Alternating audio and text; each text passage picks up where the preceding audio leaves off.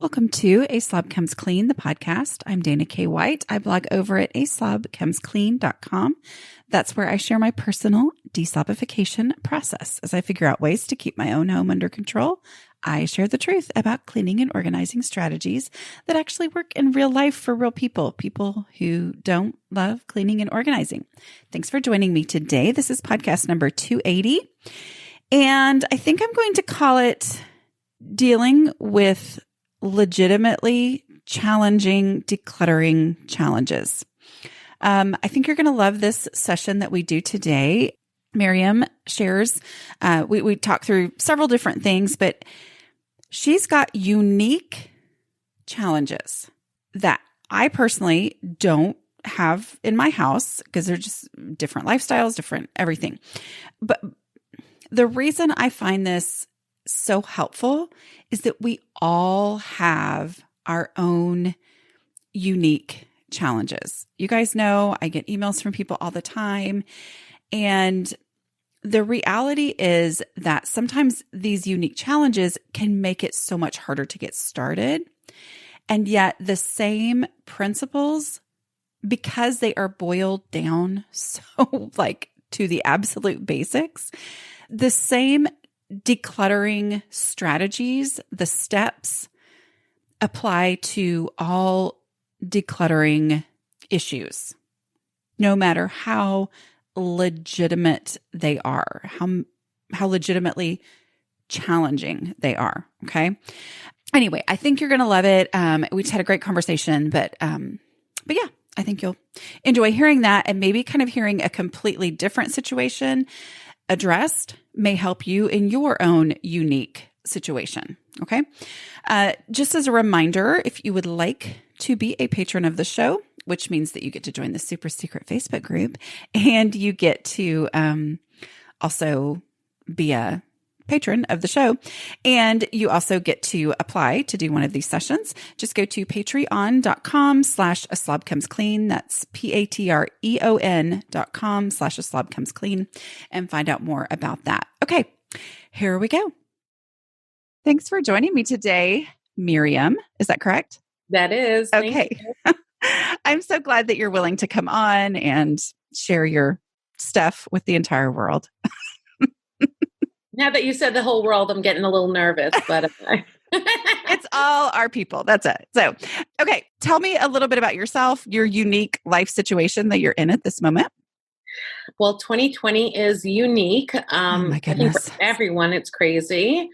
I am a mom to 4 boys from ages 5 to 14, and a husband who we are all in a home, obviously, I guess, where we were Zooming for quite some time, and my children are now in school and hopefully will stay that way. My oldest is Zooming once a week and hopefully not more than that, just because of his school.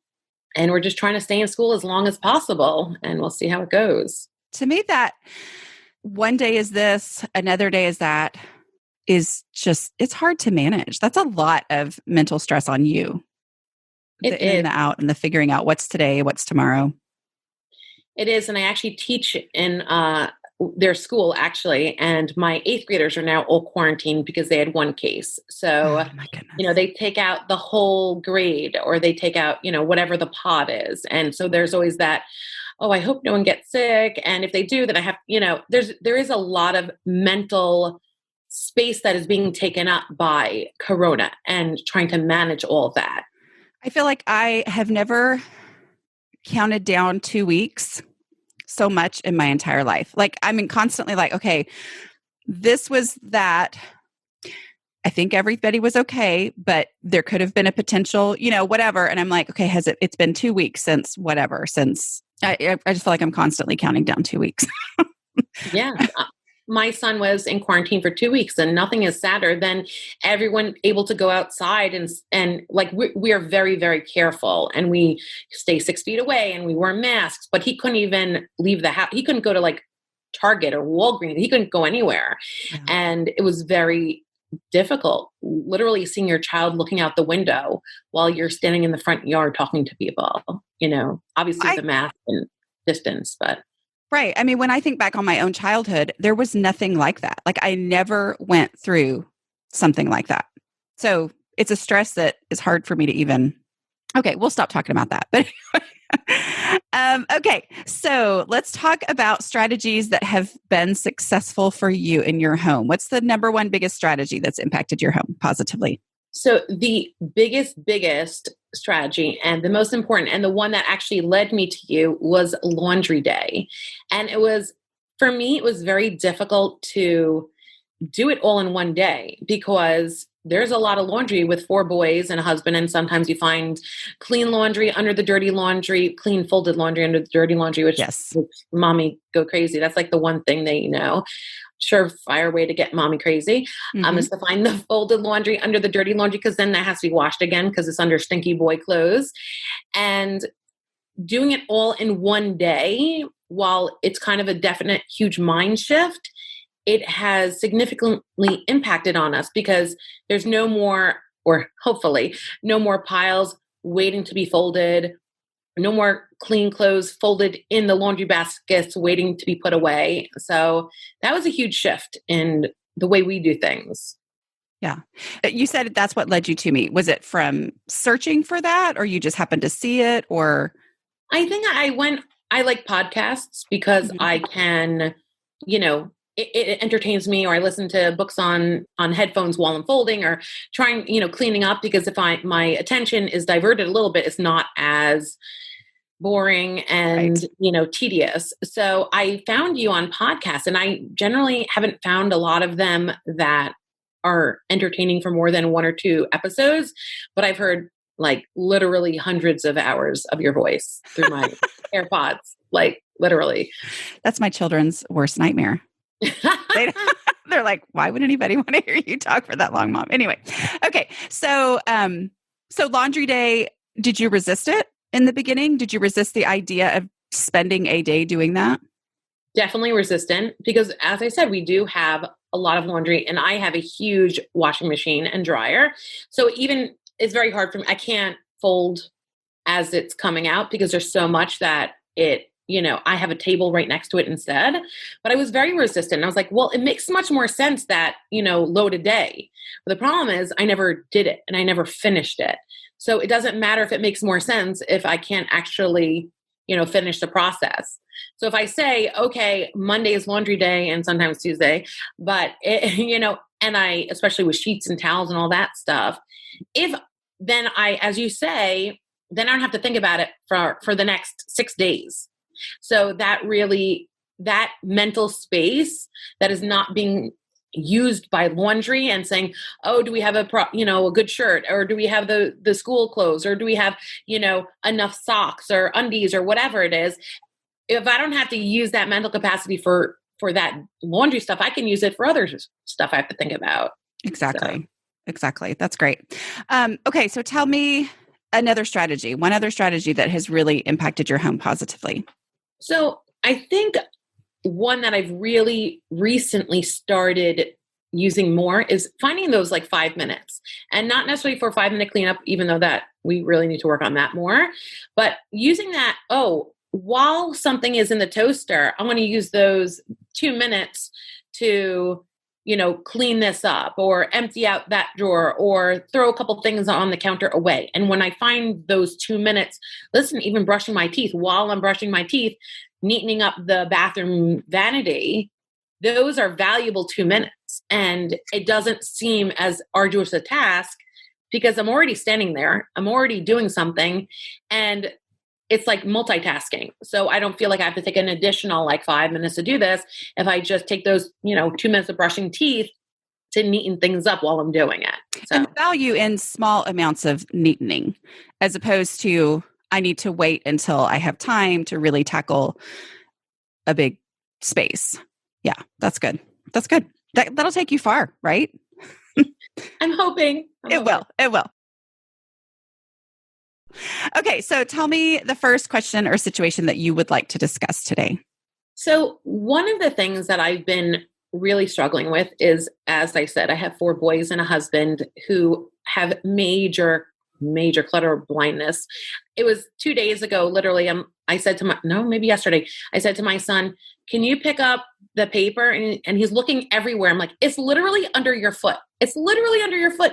Pick up the paper that's under your foot. Or I'll say, pick up the pillow. And they're literally standing on it. And it's very hard for me to understand it. So I'm trying to, I guess, how do I get all of my family members on board when they have major clutter blindness themselves, and we also have the added aspect of that's not my stuff and that's not my stuff. I didn't leave that pile of tissues there. And I said, I know, but we're a family and we kind of have to work together. No, but that's not my stuff. And so there's that. They have clutter blindness, and B, they don't want to clean up other people's messes, rightly so. But I struggle with trying to figure out how to get everyone to pitch in, even if it's not their own stuff. Right. Okay. So you mentioned briefly earlier that the 5-minute pickup y'all are still working on. At what level are you working on that? Every level. Okay. So how about I say it this way? How often have you done it? Not often enough. Okay. And partly is my 5-year-old is mostly the one who plays with the toys. And my 9-year-old, he does a little bit also, but my 5-year-old is the one who plays with the toys and leaves it. And then it'll be my 14-year-old. He's like, but I wasn't even in that room. Why should I clean up his toys? So the 5-minute pickup is a group effort. And therefore we are working on the living room, or, I will tell my kids, hey guys, I need dining room, living room, and game room, because those are our main spaces where everybody uses that. Yes, there's stuff in there that doesn't belong to, or that's one person's fault. But we're going to use this space. And also it's okay to assign things for that 5 minutes. We're all going to work on this space. You, 5-year-old, although you probably use his name, but still, but you, 5-year-old, your job in this 5 minutes is to pick up these toys. If you're not done in 5 minutes, we're racing the clock, which boys tend to really respond to racing the clock. Anything race or competitive or whatever tends to appeal to boys. So, this is your job for the 5 minutes. If you're not done at the end of 5 minutes, you're still going to have to finish that. But that's your job for the 5 minutes. Okay. And then I need you to be in charge of dishes leaving this area and going to, whatever. And maybe that's something you do at first. Experiment with it so that they get to the point where they do understand Mom really does mean 5 minutes. Okay. Which, obviously if there's, when I say that about the 5-year-old, I say if there's a resistance there, if there's a whatever, if there's a dilly-dallying issue for, a certain person, that might have to be an extra thing for them, but we're all going to work for 5 minutes. And it may be that you get to the point where the older one finishes and then can help the younger one or whatever, because we're all going to work for 5 minutes on these specific spaces until it gets to the point where now I can just say, hey guys, I need a 5-minute pickup. And I can even be leaving to go somewhere and say, I need you guys to do a 5-minute pickup. And they basically know what that means. It's still not always perfect, but it is so much better when I get home after they've done 5 minutes. Does that make any sense? It totally does. And something you said recently where you said, your job my job during the 5 minutes is to say, okay, you pick up that and you pick up that and you pick up that. And I think that's what they really need. Our other thing is my kids tend to spread out. So you'll have a room that is messy from one kid. So do you ever have it where you say, okay, you do 5 minutes in the living room, you do 5 minutes in the playroom, you do 5 minutes in the area that you specifically made a mess in? Yes. Assign as needed. Right. Because the other thing too is the more often you do a 5-minute pickup, the less buildup there is and the more specific the messes are. You know what I mean? This is so-and-so's today's issues that he's been dealing with, and, or things that he's been using in this room today.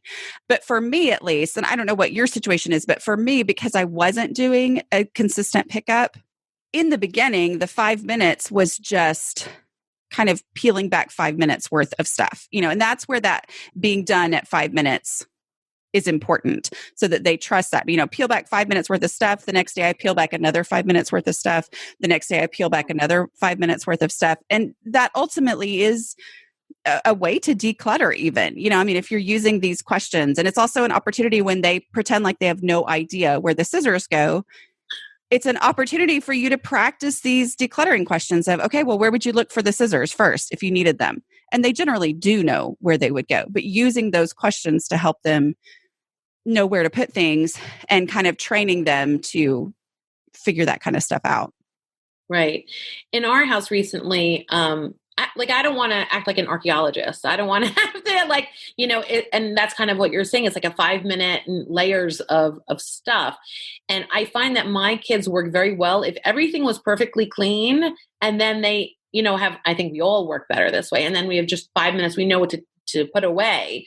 But I posted on the Kindred Spirits Facebook group. I had this guest room. We have a guest room that has not been used in 8 months. And we used to have my in-laws come and sleep over at least once a month. But since, has it even been more than 8 months? I don't know. COVID, obviously they have not even come in our house. So that guest room has become like the Zoom school room, has become the watching video room, has become the, junk room, or the groceries, putting stuff in that doesn't fit in the cabinet room. And I was like, I would love to have help with this, but I think if I just take some time and just do it, it'll be easier. I mean, and it's just like habits help decluttering and encourage decluttering. Decluttering helps habits and encourages habit. So if the 5 minute pickup, if your focus is on how do I get my family members involved? How do I get my family members to cure their clutter blindness? That 5 minute pickup is going to help with that. And every time you do that, you're going to be a little less overwhelmed in your home. And you're going to start to see, oh, if I would declutter this space, either by myself or with the person who is, most invested in that space as well, I'm going to work on this space. And every time I spend some of my decluttering energy on that using the 5-step process. So I never end up with a bigger mess. Okay. And I'm only making progress. As I do that, it's going to make the 5 minute pickups have that much more impact. You see what I'm saying? Like that is going to work together. So decluttering is definitely my biggest challenge. Getting rid of things is really hard. And, it's totally still usable. I could do something with it, or I could find room. And if I stuff it in the drawer, it will find space, but then there's no other room to put the other stuff in the drawers. And that's kind of where the issue lies. Right. And so it's that 5-step process. It's that go ahead and get rid of the trash because it's going to be better off. Go ahead and put the easy stuff, take the easy stuff to its home. Don't let it be procrastinator. Don't let it just sit there because it's not worthy of your decluttering energy. Work through, get rid of the stuff that you don't have any questions about, the stuff. Work through those 2 decluttering questions of, where would I look for this first? Because those are not is it useful? Is it, because everything could be useful, right? I mean, for those of us who think that way, we're like, well, yeah, I could use that someday, but going ahead and doing that, getting rid of stuff, and then embracing the container concept. Because like you just said, you could stuff it in there, but then that means you can't actually use that space. And so, the container concept of there's a limit to this, and part of that limit has to include usability. Like I have to be able to reach in and get to it without taking everything out and then having to put it back. Yes, that is really what we need to work on. Even, the TV shows where they open the closet and all the stuff comes tumbling down.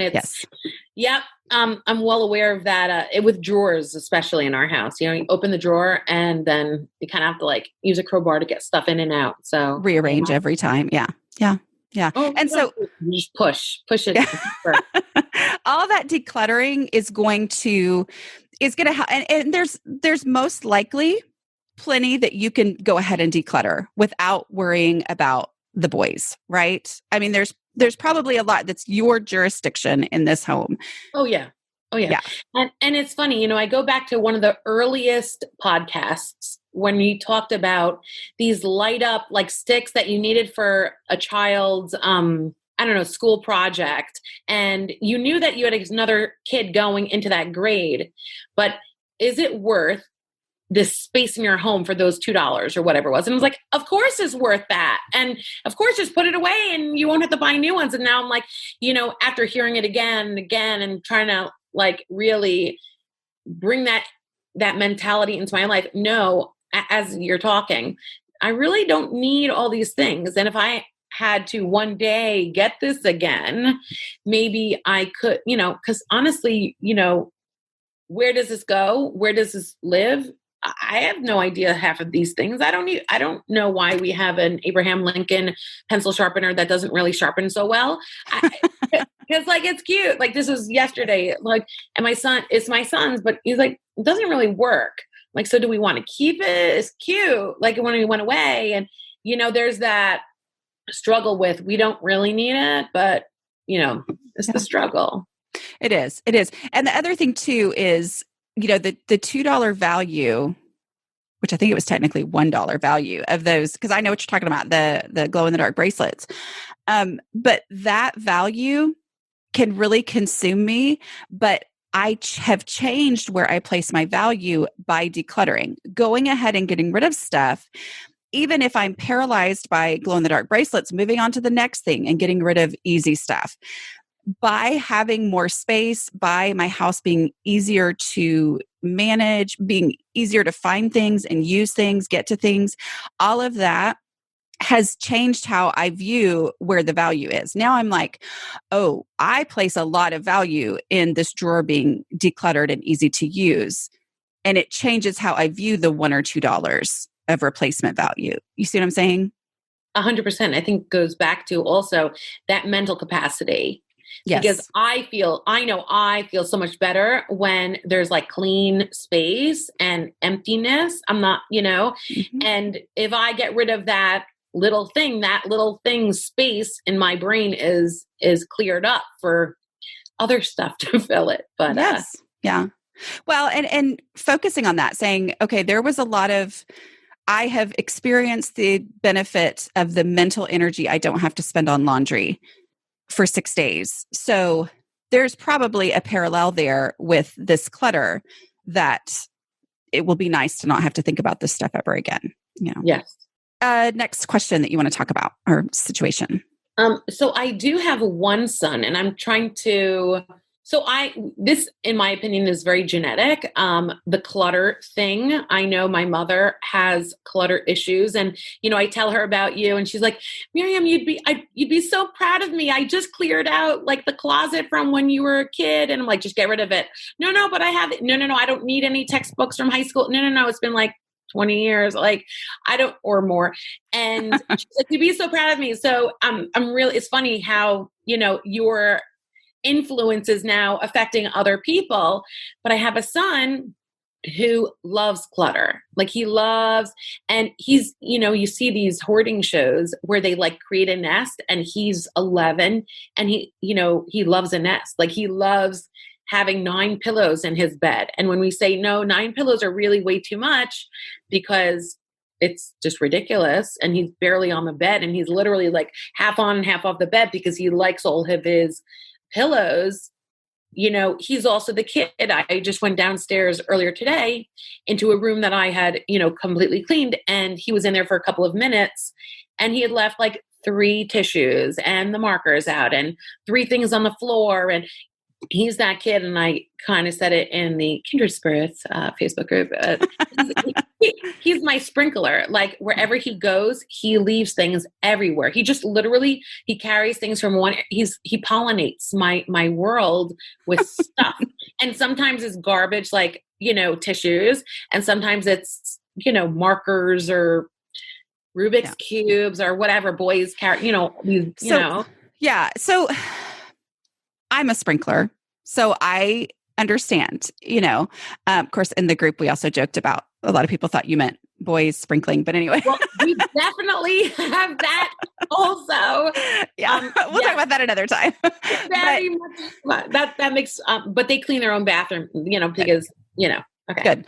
Okay. So the reality is, I'm guessing that he has little awareness of the trail of stuff that he has left. He has zero awareness, and he's one more of my sons that will literally be standing on something and not realize that his foot is not even on the ground, which I don't understand. So he may need his own 5-minute pickups, because the 5-minute pickup is the way that I deal with the fact that I leave random stuff in random places. It is. And it's one of those things for me as an adult, even, where it's like, what do I do? Do I get mad at myself again and again and again? Why am I this way? Why did I leave it this way? I can't believe this happened. Or do I take 5 minutes to put things away? Which one actually achieves something? It's the putting things away for 5 minutes. And so he might need his own 5-minute pickups. Hey, the basement was clean, or whatever room it was that you just said. But the basement was clean. You've been down there. Come here. Let's do a 5-minute pickup. We're going to do a 5-minute pickup in this space. Just you. Yes, I know we try to do them as a family, but it's also a way to just combat this. And so it's wait, I've got to pick stuff up and put it away. And the other thing that does for me is I realize the more 5-minute pickups I do, the more I realize this stuff is ending up in this spot again and again and again, because I'm having to do 5-minute pickups and focus on the same thing, which then helps me later to, as something is leaving my hand without consciousness, it helps my brain to go, don't put that there, because that's just going to be something I have to deal with in a 5-minute pickup later. Do you see what I'm saying? So yeah. So as far as, training, since we're the moms, training that 5-minute pickup of, we're going to do this in your room, and also to really embrace the container concept, which is the hard part of that as a mom, is they're going to keep stuff that we don't think they should keep. Like, it is perfectly fine for you to keep pillows, but they have to all fit along the side that's up against the wall or whatever, like this is how it's going to be. Yes, you can totally keep as many pillows as will fit in that space. So put your favorite ones first, like embracing that container concept and saying, even if they choose a pillow that you're embarrassed, you wish that it didn't exist in your home, because it's dirty or whatever. But that container concept of saying, I don't care what you keep, but this is the space that you have to keep it in. And that limit, that's the thing I wish I would have understood sooner in my life. Do you think that would help, or do you feel like... I think, well, first of all, he's extremely resistant to cleaning. I mean, and he has his own room, which is good because no one could possibly live in that room with him. And I think the container concept is definitely a real thing that, he said for Hanukkah, can we redo my room? And we find and he wants spaces. And I said, I will buy you anything to organize. We just have to go through and make a list of your categories and make a list of what things, bins we need and things like that.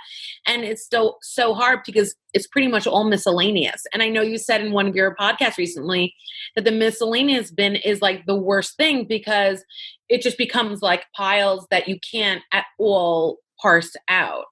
And it's hard to limit miscellaneous as well. Yes, it is. It's hard to limit miscellaneous. And that's, I think, a bigger issue. With regards to the 5-minute pickup in the home, I wonder, because he is a sprinkler, it would be like a traveling 5 minutes. It would be like it wouldn't be go spend 5 minutes in the basement. It would be spend 10 seconds in this room and 10 seconds in that room, because they're like breadcrumbs that he leaves everywhere. Yeah. So I'm wondering if that 5 minutes can be a traveling 5 minutes. I don't know if that makes sense. Well, I think you play with it. I mean, because it's everybody's situation is different. Everybody is different. And so you play with it. Okay, for today, we're going to try this. And then you realize, oh, that did not work the way I wanted it to. So the next day you try something else until you figure out what his best way to use that 5 minutes is. But I think just play with it and give yourself permission to not have it figured out before you try something. Okay. And then the thing about the container concept is to look at the space of his room and say, okay, he's got his bed, he's got his, whatever he puts his clothes in, his dresser. He has a space here for some sort of an organizing, maybe it's a thing with bins or something like that. But that's what he's got. Avoid the toy box because the toy box is just one big miscellaneous, Right. But if he has a space for bins, then that's what we put in there. And we go, okay, this is the space that you have in your room. And these are the bins.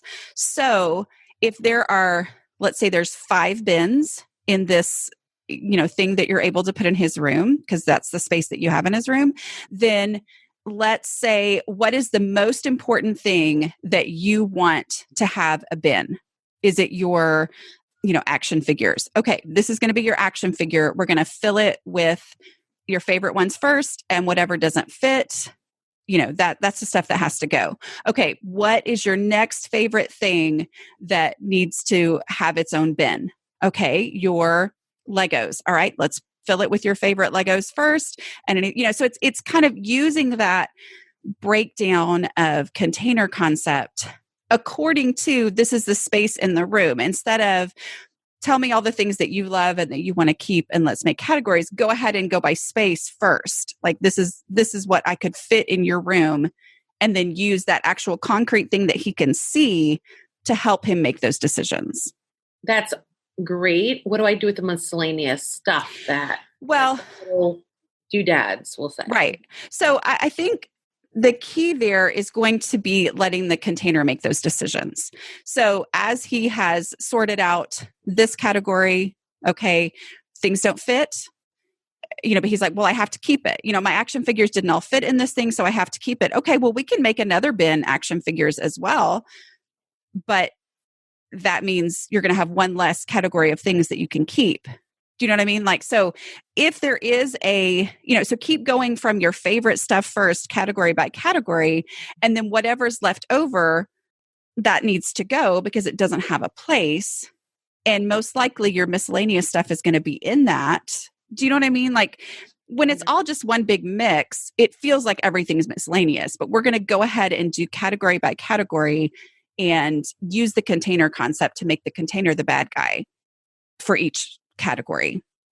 Yes, because I'm always the bad guy when it comes to cleaning his room. He's like, why do I have to do it? And I feel terrible. And I don't want to have that relationship of always telling him, you have to clean up, you have to clean up, you have to clean up.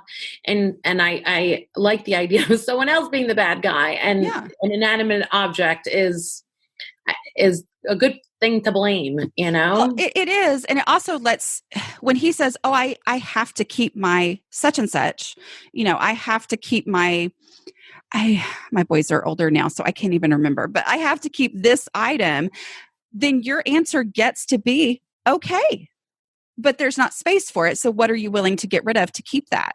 Uh-huh. So you don't have to say, no, you can't keep that. You say, absolutely, you can keep it.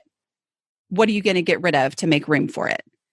And then that becomes his decision to make those tough calls with the container being the boundary.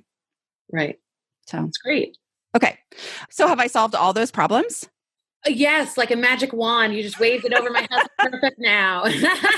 I am so glad. Okay. What was the last thing that you wanted to talk about? Okay. So with my big, large family with growing boys who, we feed them, they grow, then I have to buy more clothes that they grow out. It's like this vicious cycle. Right. But no, so we have lots of food in our house, and because of our culture also, we have a lot of kitchen stuff. And when we're talking about, one in, one out, and just a lot of kitchen stuff, and it's hard to maintain it all. And it's hard to deal with the constant in and out of food. And I have this, I don't want to throw away the food because, we're not eating it, but it was money and it feels wasteful. Exactly. And, there are like food pantries, but they're not so easily accessible, and they have certain hours and you can't leave the food outside, So we have in our town actually like a neighborhood pantry. So if you post food that you don't want, people will sometimes pick it up. But, it goes back to when I I'm a big recycler and a big donator, or I would like to be. Mm-hmm. But it also goes back to, as you've said in the past, like, what can you do? All you have to do is get it out of your house, and like trying not to have that guilt of, but like we have 2 pineapples on the counter. So because we were given them, and my husband didn't like the pineapple, and no one eats pineapple because we've been getting no one likes pineapple. So what do I do with this pineapple? I can't throw away a pineapple. And I cut one up. No one likes it. This is crazy about pineapple. I mean, thinking about it, but again, since it's sitting on the counter, it's taking up that mental and visual space of, if I didn't have that pineapple on my counter, it would be cleaner, Okay. So it's a lot of food guilt. A lot of food. Yes. Okay. And you said that you do have a group online that you can donate stuff. Yes. Right. Okay. I would start taking advantage of that group. Like, to what degree have you taken advantage of it before? Okay, so not enough. We'll go with not enough. I have, given some things away, but there's also that, you have to follow through, and they have to pick it up, and then you have to respond to them and tell them your address. And then, it's not just leaving something outside. There's a lot of other stuff that goes along with it. And also because of that guilt, I think it's part of, and I have to get beyond that, because I would rather someone else eat the food than just sit in my pantry, or not pantry, cabinet. The reality is that the longer it sits in there, then it's going to expire, and then nobody can use it. And so then that's the real waste, because it can't be donated once it's expired. And so I think treating this as a decluttering project, saying, okay, I'm going to do a big purge of, like buying the lots of food, but then there's certain things that I've realized people aren't going to eat. Taking that as a big, this is what I'm doing today, where ideally, especially because you have the recycling mindset, it's like, well, this should be something I just do all the time. Right. Right. Like this needs to be an ongoing thing that I just do regularly. But the reality is you haven't been, right? Okay. Right. So instead, I'm going to treat this as a big project. I wish it wasn't, but I'm going to treat it as a big project, because the other thing too is to remember there is value in the frustration that you're going to feel as you get rid of some things that you are irritated with yourself over having had to get rid of, right? Because you're going to find things that were expired and you're going to be really mad at yourself. And that's frustrating, but it also is going to change your future shopping habits, which is ultimately going to mean that this doesn't happen as much, right? It's going to mean that, as you have to either put a pineapple on that group and go through the hassle of going back and forth over a pineapple, and you feel this irritation over, seriously, all this hassle over a pineapple, it means that the next time somebody offers you a pineapple, you're going to say, oh, you know what? Probably can't, because you're going to remember the hassle that you went through, or the guilt that you felt when you threw away a pineapple, that it's frustrating to throw away a pineapple, right? Either because it gets too old, or you have to admit that you're never going to actually do it. All these feelings that are frustrating ultimately are going to help you down the line. Like you were saying with your mom wanting to give you your stuff from high school, and you have changed to a point where you're like, I don't want that stuff. So it's going to change how you shop, whether it's at Costco or wherever, bringing huge amounts of stuff home. You're like, you know what? I mean, it's like me. My husband makes fun of me because, and I'm sure I've told the story, but about seaweed. Like, I decided I wanted to try seaweed, and I bought it at Costco. He was like, it's fine if you want to try seaweed, but why would you buy the Costco pack of seaweed? Because he's like, why don't you buy a small pack next time if you want to try something new instead of that? And I'm like, well, but it was right in front of my face at Costco. And I was like, you know what? I bet I'm really going to like this anyway, which I actually did. But it's just a joke that we have about the seaweed. So it's that changing your future shopping habits and knowing what goes to waste and what doesn't. But as long as you are so frustrated over it, sometimes it's easier to just not look, so that you don't have to acknowledge what you've wasted. Meanwhile, it's actually being wasted, because now it gets to the point where it's expired and can't be donated. Does that make sense? 100%. Well, and you talked, one of your things too, and I do want to talk about this, is extra dishes. Mm-hmm. Oh, okay. Yes. Okay. So tell me about that. Okay, so I am an Orthodox Jew, and with that comes a lot of laws. And there's something called being kosher. And so for those of you who don't know, I mean, it goes back to the Old Testament, the Bible, the Torah, whatever. And we don't mix milk and meat, and we don't eat certain seafoods and things like that. But what it looks like in a home is I literally have two sets of everything. So in a normal kitchen, I have two sets of flatware, and I have two sets of dishes, and I have two sets of pots, and two sets of, serving spoons, and two sets of everything.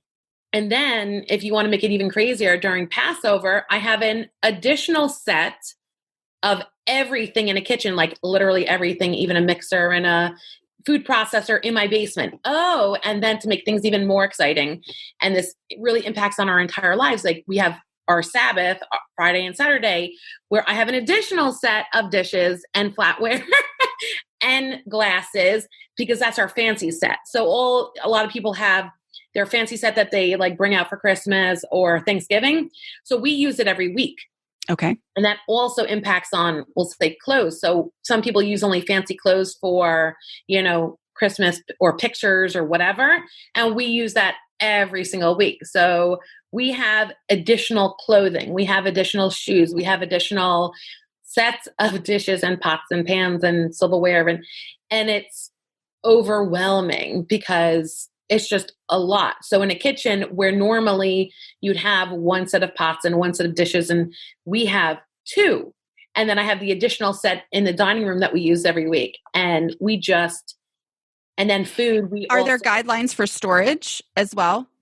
Well, they have to be, they are separated, in different cabinets. So that kind of like cuts down on what I can use my kitchen for, whereas normal people, or not normal, not people with two sets of everything would have, that many more cabinets in the kitchen or space in the, in the drawers in their kitchen to use for other things. I have extra sets of everything, and I should be able to declutter. I was literally looking at yesterday. I have these like white Crocs, like that I never use, and I literally take them down to get the other pans out and then put them back up, like every other day.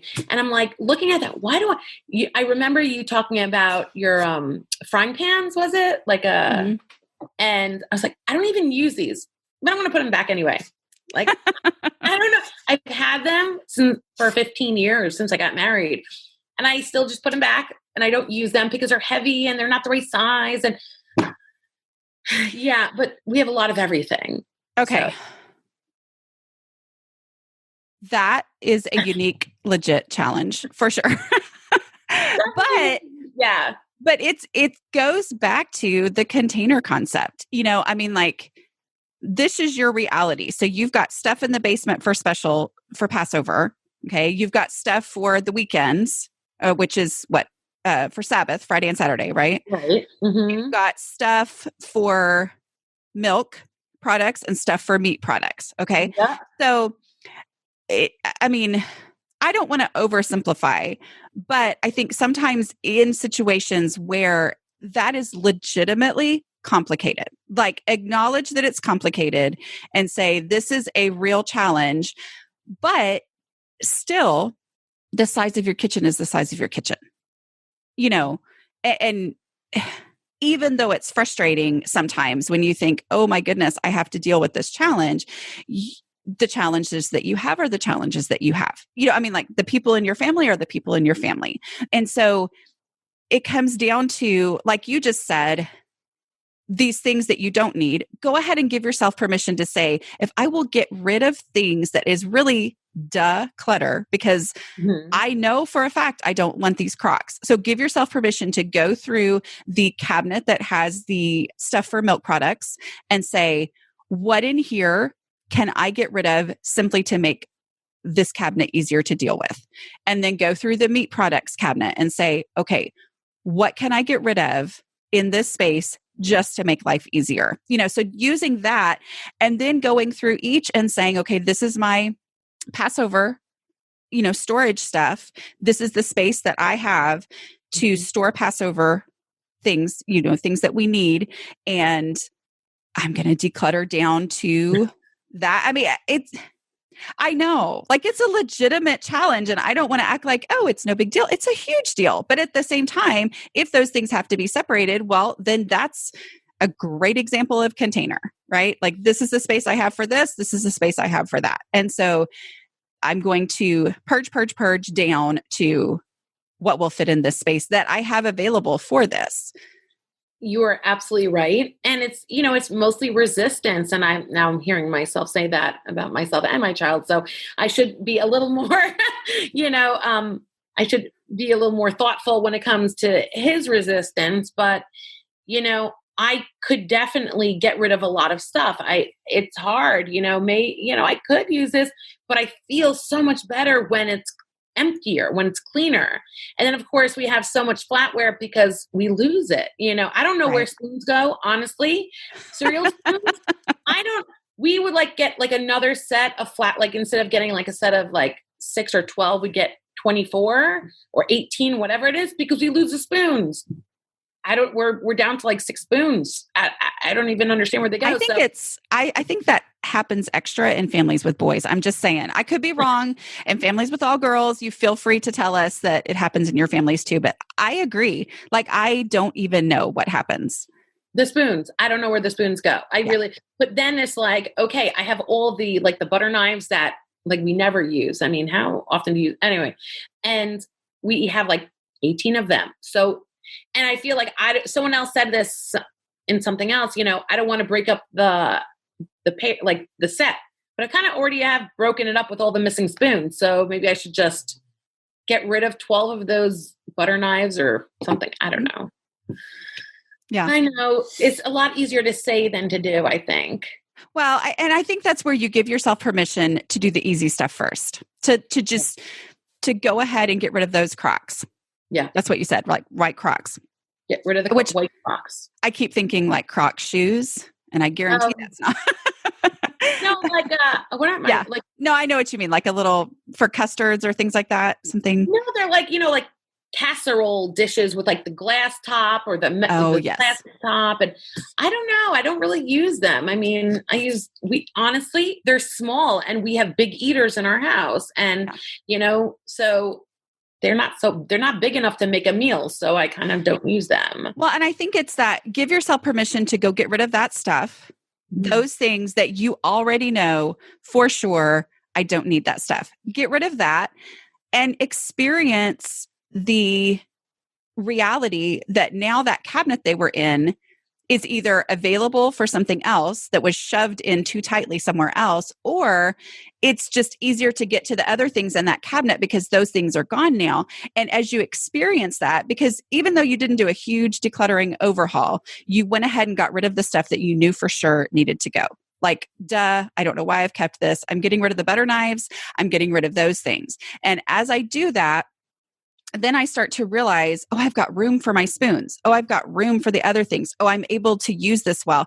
And then it starts to sink in, my life is easier because I got rid of those things. And then it makes you start to view other things in either that cabinet or other cabinets differently.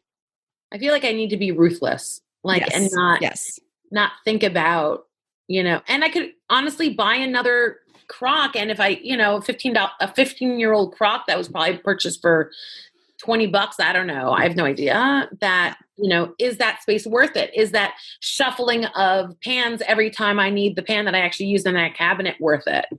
Probably not. And I have to just be ruthless and put it in a box and just either donate it or offer it for free on some sort of a Facebook group, pick it up, whatever. Yes. Yeah. Thank you. Yeah. Well, I hope this has been helpful for you. Good. What do you love about being a kindred spirit?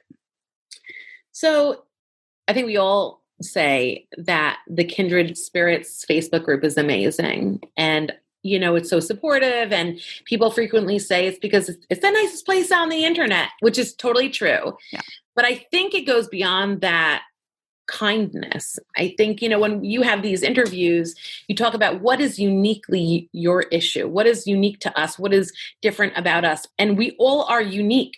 But I think that Facebook group unites us in our similarities and like, what are all the things that we together need to deal with? Because we are all struggling with the same things, finding order or creating order in this chaos that is 2020, that is our lives with family and homes with clutter. And, I think that's something that unites us. And I guess finding the similarities instead of the differences, I think, is what Kindred Spirits is all about.